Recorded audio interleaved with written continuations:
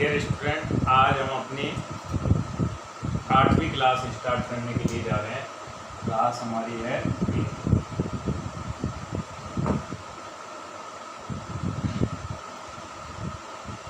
8th class आज हम start करने के लिए जा रहे हैं, जिसके अंतर्गत हम पढ़ेंगे लिक्विड सॉल्यूशन। क्या पढ़ने वाले हैं हम? लिक्विड यानी लिक्विड सॉल्यूशन। ओके, अब तक हमने दो सॉल्यूशन पढ़े थे, गैस का द्रव में विलयन और ठोस का द्रव में विलयन।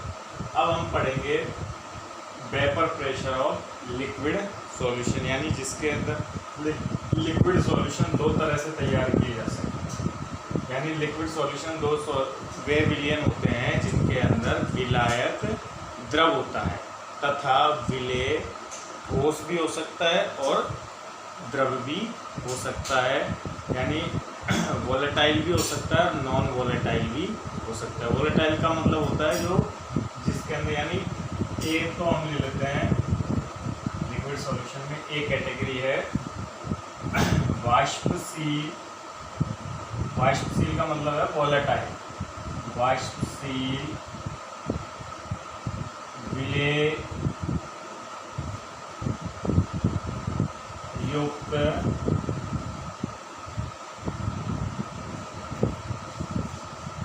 विलयन और बी कैटेगरी होती है अवाष्पशील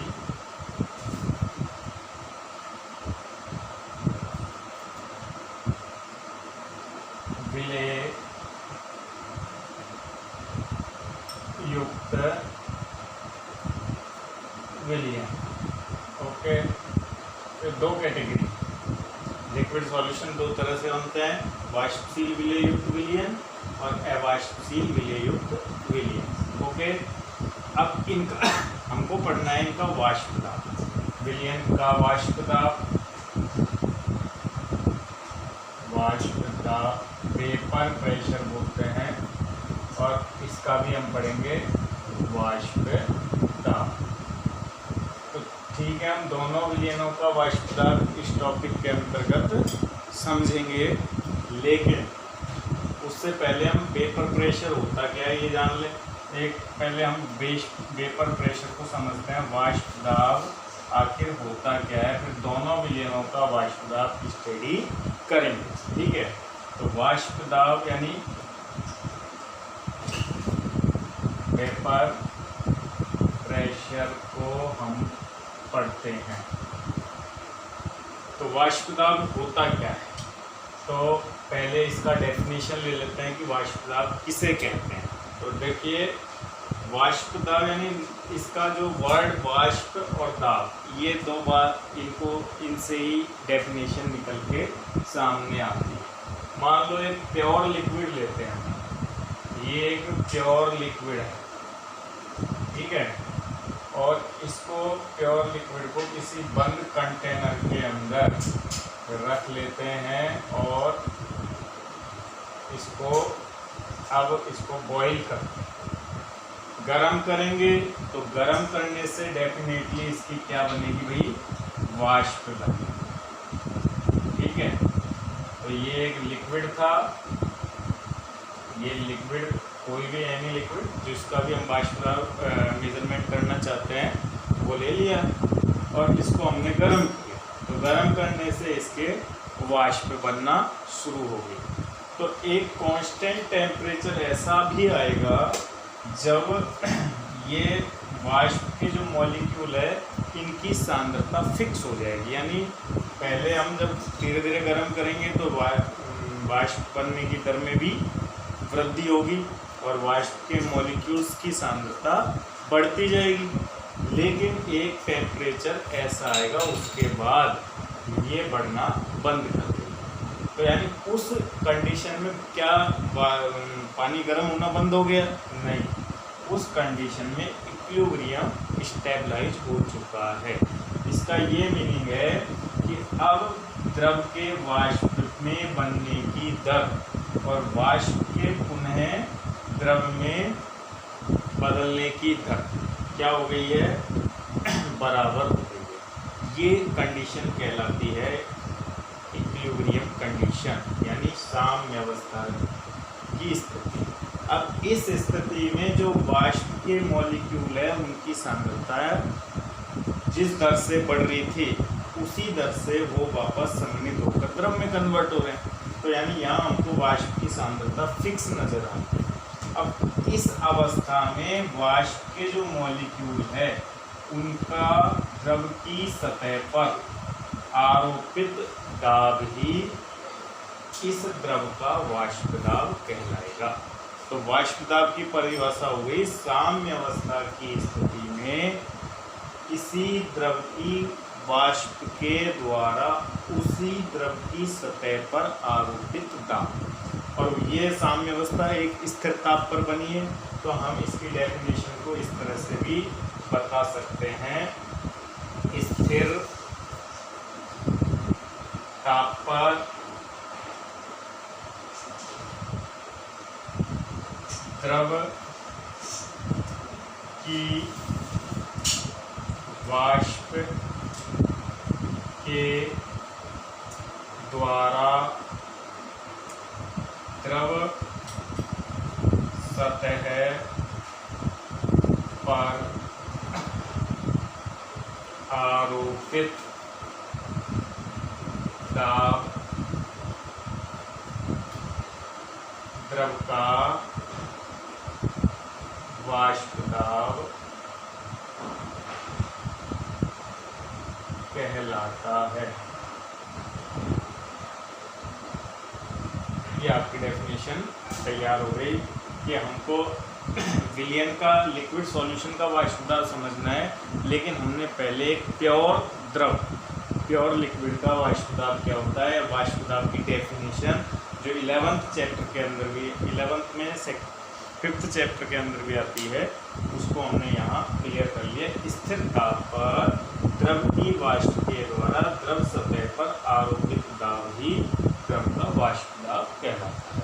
अब वाष्प दाब किन किन बातों पर निर्भर करता है, तो हमने 11th क्लास में पढ़ा भी था कि एक तो इंटरमोलिकुलर फोर्स।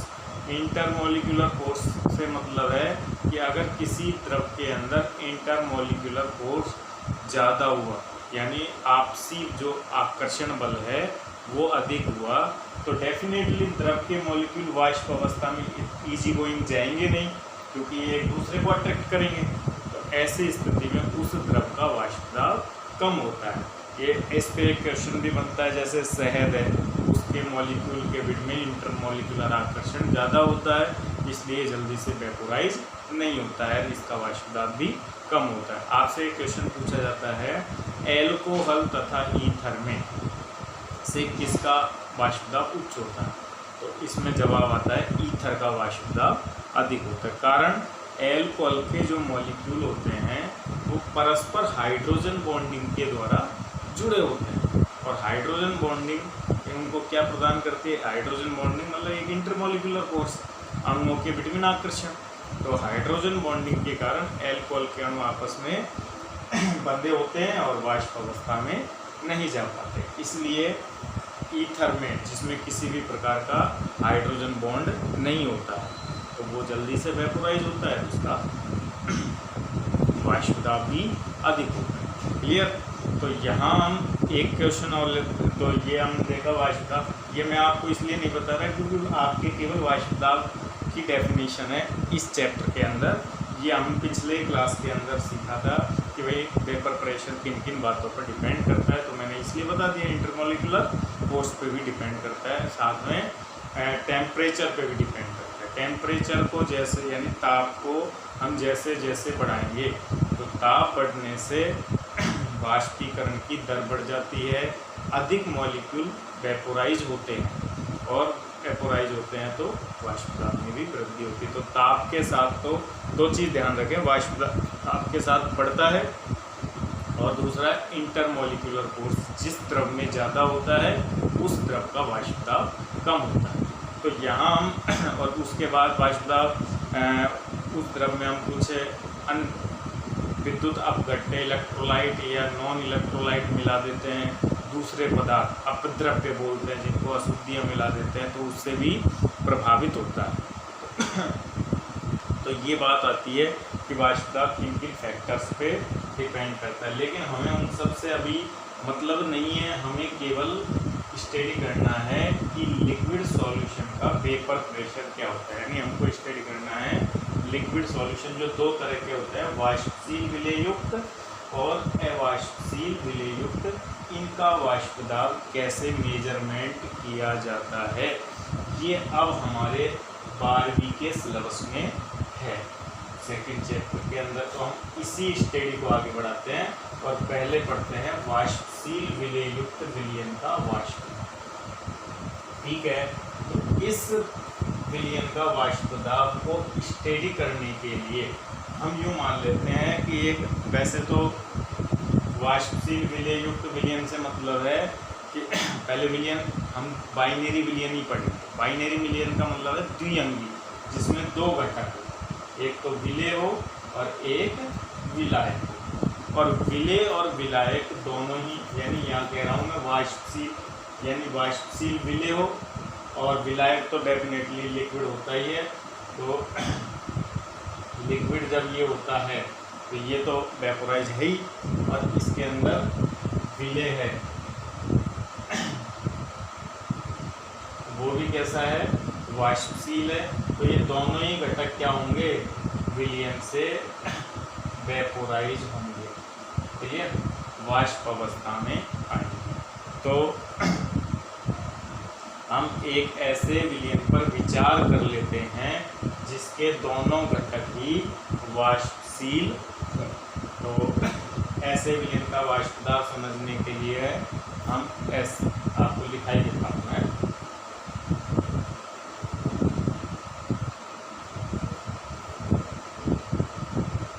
एक ऐसे द्विअंगी विलयन पर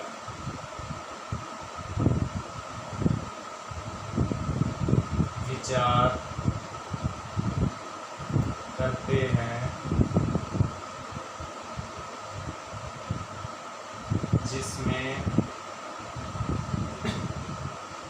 विलयन के दोनों घटक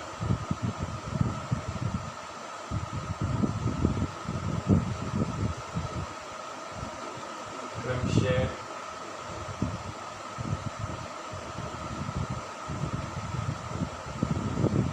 घटक 1 व 2 दोनों ही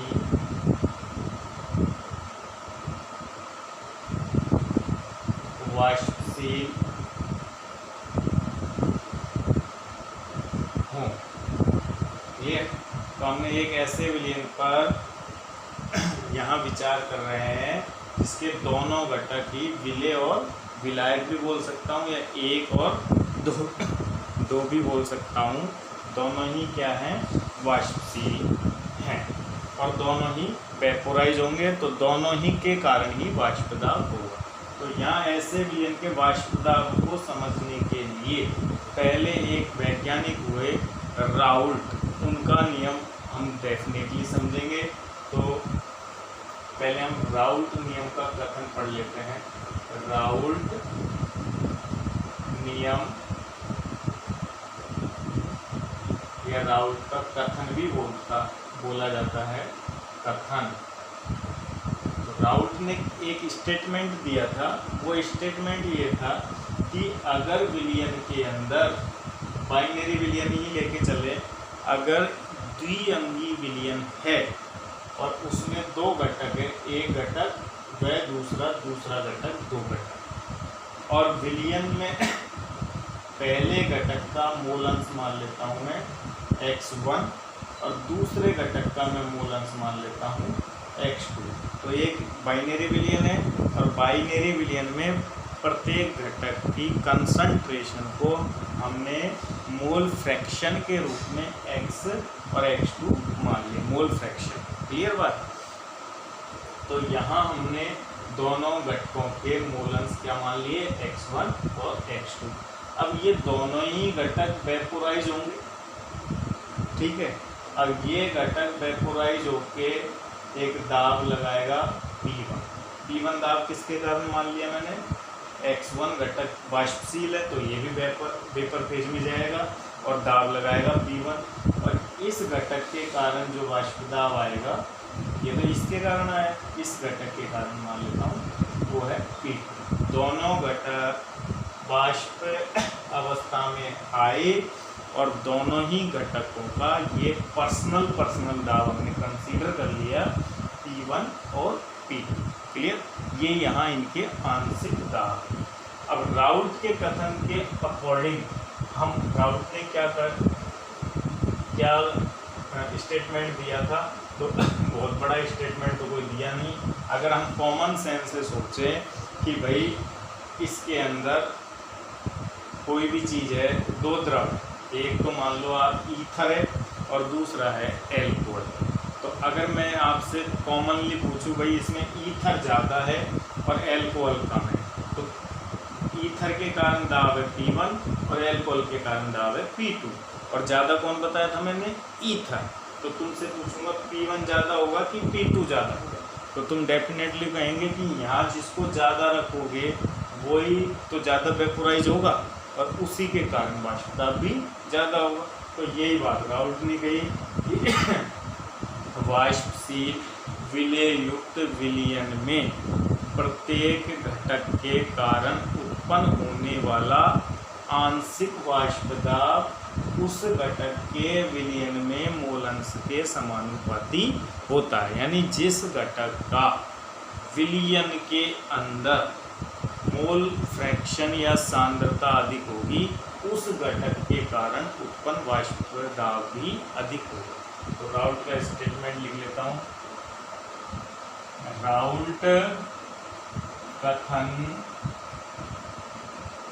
के अनुसार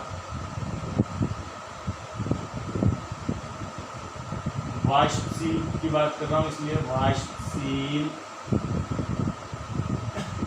विलेय युक्त विलयन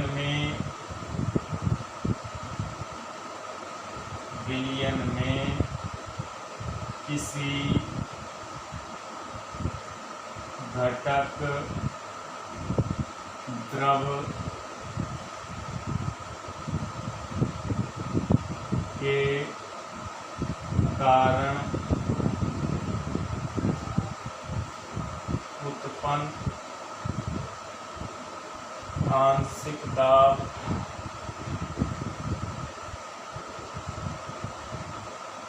उस घटक के मोलंश के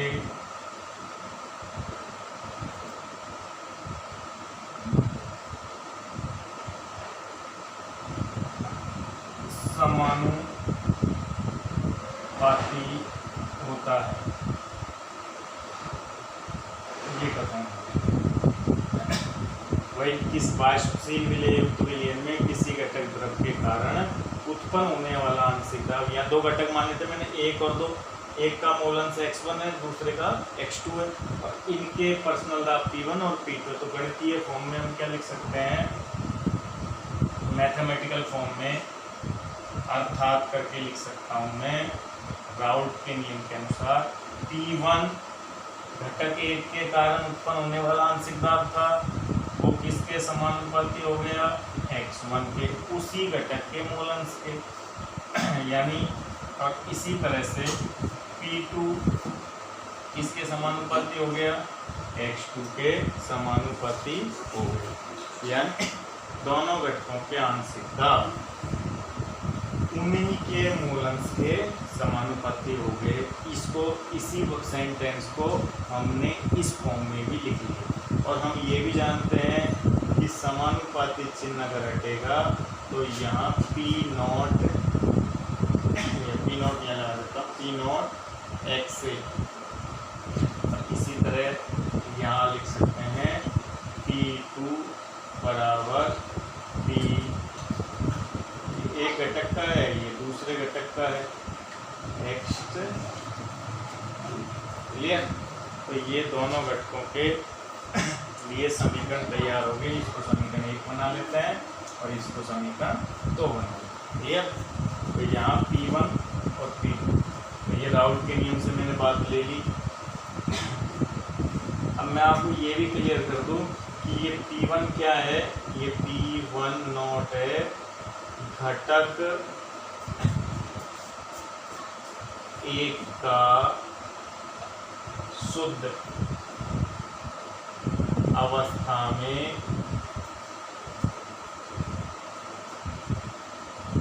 वाष्प पदार्थ। ध्यान रखना P1 और ये P1 में अंतर है। ये है जब उस द्रव के अंदर दूसरा कोई द्रव नहीं है, प्योर एक ही घटक है, तब मतलब x1 बराबर इकाई हो गया, ओके। तब हम कह सकते हैं P1 नॉट के बराबर हो गया, यानी शुद्ध अवस्था। और ये P1 है, वो है घटक एक का आंशिक वाष्प। P1 घटक एक का आंशिक वाष्प, यानी पर्सनल वाष्प जब विलयन में था।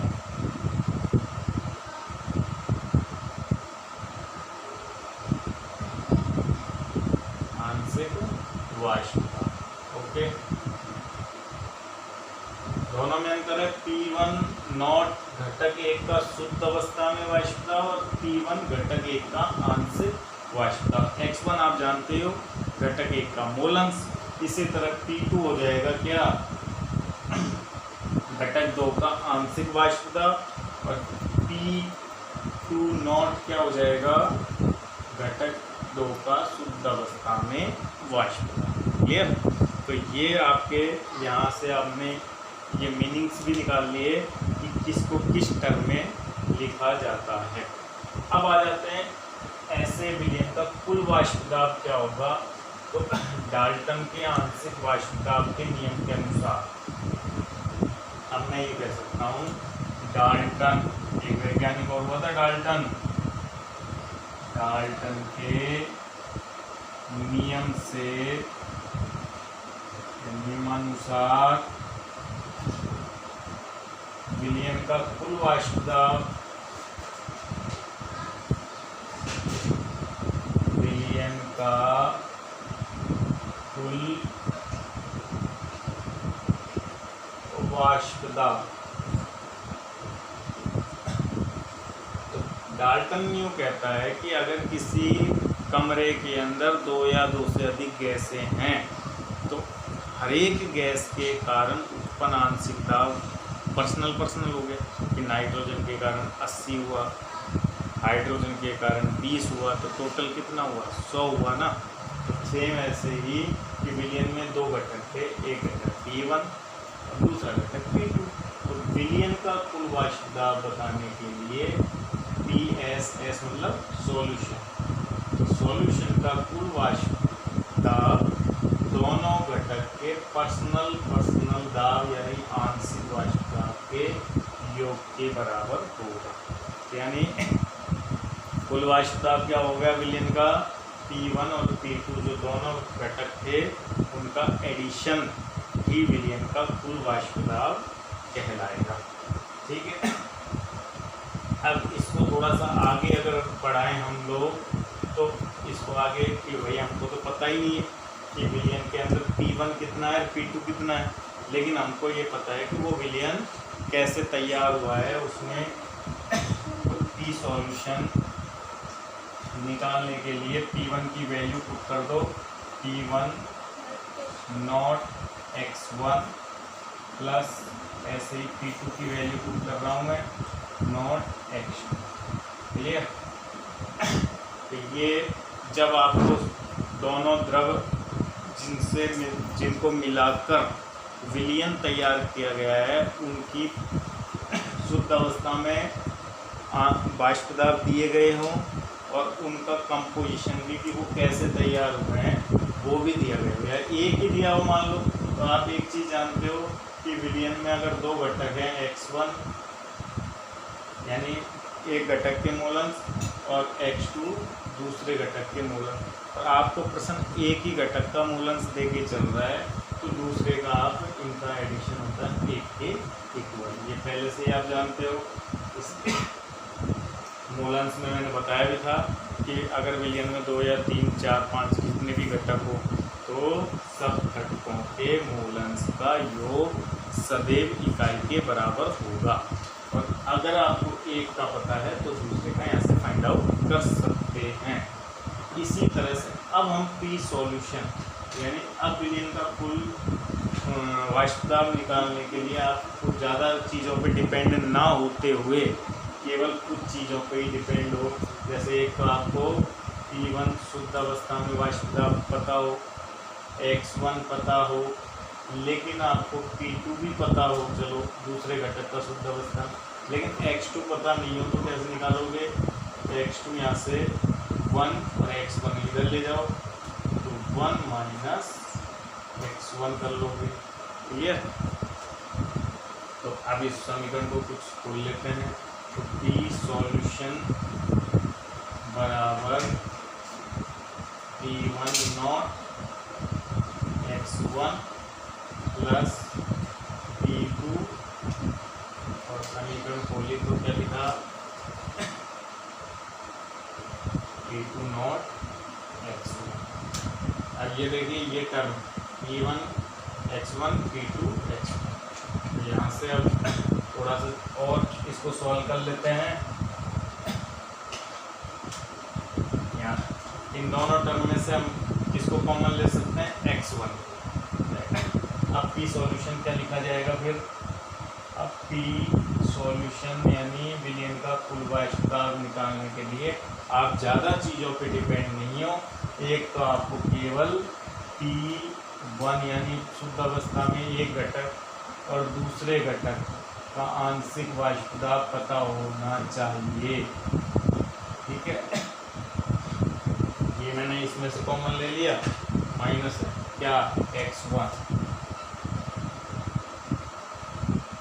कॉमन ले लिया तो P1 P2 बच्चा यही समीकरण आ जाएगी। इसको x1 को गुणा कर दो प्लस P2 नॉट। अब केवल एक घटक के मूलंश के साथ विलयन का वाष्प दाब फाइंड आउट किया जा सकता है। तो ये एक महत्वपूर्ण समीकरण हो गई, इसको नाम दे देता हूँ मैं समीकरण ए। और ध्यान से देखें, समीकरण एक सरल रेखा की समीकरण, इसकी तुलना आप किससे कर सकते हो? सरल रेखा की समीकरण y, ये m और ये x और ये अंतःखंड हो गया c। सरल रेखा की समीकरण तुमने पढ़ी होगी y बराबर mx प्लस c। तो इसके अकॉर्डिंग क्या कहा जा सकता है? तो इस समीकरण के अकॉर्डिंग सरल रेखा की तरह अगर मैं बताऊं तो यूँ कह सकते हैं, अगर हम किसी द्विअंगी विलयन के अंदर यानी द्विअंगी विलयन के अंदर विलयन के वाष्प दाब को y एक्सिस पर लें और उसे किसी एक घटक के मूल अंश के साथ उसका परिवर्तन देखा जाए तो मूल अंश बढ़ने के साथ इसमें अंतःखंड भी है। तो स्टार्टिंग में जब मूल अंश x1 कितना है? 0। x1 मैंने 0 ले लिया, x1 0 ले लिया तो यहाँ x1 का मान मैक्सिमम कितना हो सकता है? 1 हो सकता है। तो x1 जब 0 है तो सॉल्यूशन का वाष्प दाब P2 के इक्वल होगा ना। तो P2 के इक्वल यानी यहाँ क्या लिख देता हूँ मैं, ये है P2 शुद्ध अवस्था में घटक 2 का आंशिक दाब। और ये x1 में जैसे जैसे वृद्धि आएगी ये एक सरल रेखा की फॉर्म में बढ़ता ही जाएगा। ठीक है, और जब x1 की वैल्यू मैक्सिमम कितनी होगी?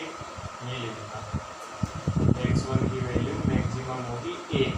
तो जब 1 लिखते हैं तो P2 से P2 कैंसिल हो जाएगा, P1, तो x1 की वैल्यू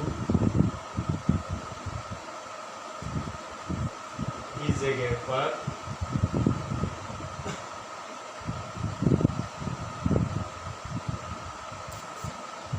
वैल्यू कितनी होगी, P1 नो। क्लियर? तो यानी सॉल्यूशन का द यहाँ से यहाँ तक P2 नॉट से P1 नॉट तक एक सरल रेखा के फॉर्म में बढ़ता है। तो हम यहाँ से एक सेंटेंस बना सकते हैं और वो सेंटेंस ये है कि द्विअंगीय विलयन का वाष्प दाब किसी एक घटक के मूल अंश के साथ सरल रेखीय रूप से बढ़ता है। क्लियर? तो इसके लिए मैंने एक डीपीपी और आज सेंड की है। कुछ डीपीपी इंग्लिश मीडियम में है, लेकिन उनके एक एक क्वेश्चन को मैं यहाँ लेना शुरू करूँगा। क्लियर? तो आपको मैं वो क्लियर करता जाऊँगा। आप बस एनसीईआरटी के क्वेश्चनों को आप साथ में लेके भी चलें। अब हम यहाँ से एक अच्छी जगह पे जा रहे हैं जहाँ से अच्छे क्वेश्चंस बनना शुरू होंगे। ठीक है? और बेटा ये वीडियो शेयर लाइक ज़रूर करते रहें, जिससे पॉइंट भी हमें मिलते रहें।